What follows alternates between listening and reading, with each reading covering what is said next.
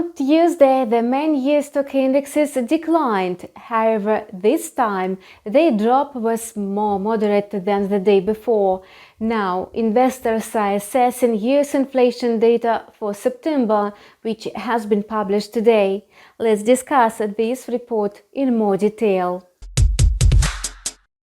Inflation in the US remained at the same level of 4%, so investors will have to take into account other factors when choosing trading strategies.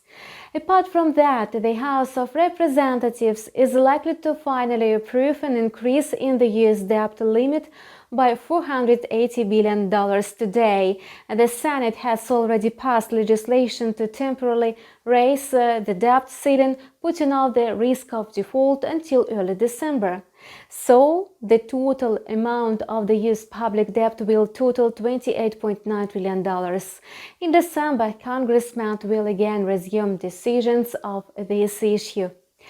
Currently, the stock market is gripped by uncertainty. The latest macroeconomic reports turned out to be rather controversial.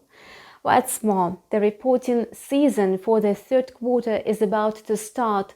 As usual, it begins with the earnings reports of the largest banks, such as JP Morgan, Bank of America, Citigroup, Wells Fargo, Morgan Stanley, and Goldman Sachs.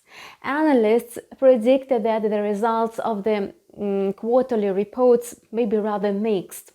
Revenue is likely to remain unchanged, whereas the net profit is projected to grow.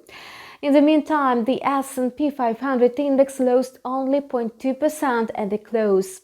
However, its decline may continue. It's likely to stay in the range of 4,310 and 4,350 until the publication of earnings reports. Now it's trading at the level of 4,345 points. The US dollar is currently volatile, especially after the publication of inflation data.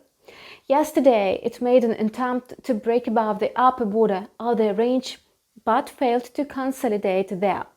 So it returned to its previous levels of 93.90 and 94.60. Since inflation has not dropped, the US dollar index may start rising again to 95 as we predicted earlier. The trajectory of the USD CAD pair is also hard to predict. If earlier the pair remained weak due to rising oil prices, now its trajectory will depend on the US currency's movements.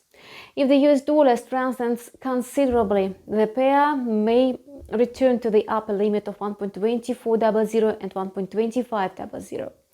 However, if the greenback stands still, the pair is likely to move down to the 1.24 level. Now the USD CAD pair is still at a crossroads, hovering in the middle of the range of 1.2450. Bitcoin began to gradually drop to $51,000 or $52,000. Analysts believe that this is just a technical reversal and it will not affect BTC's further growth.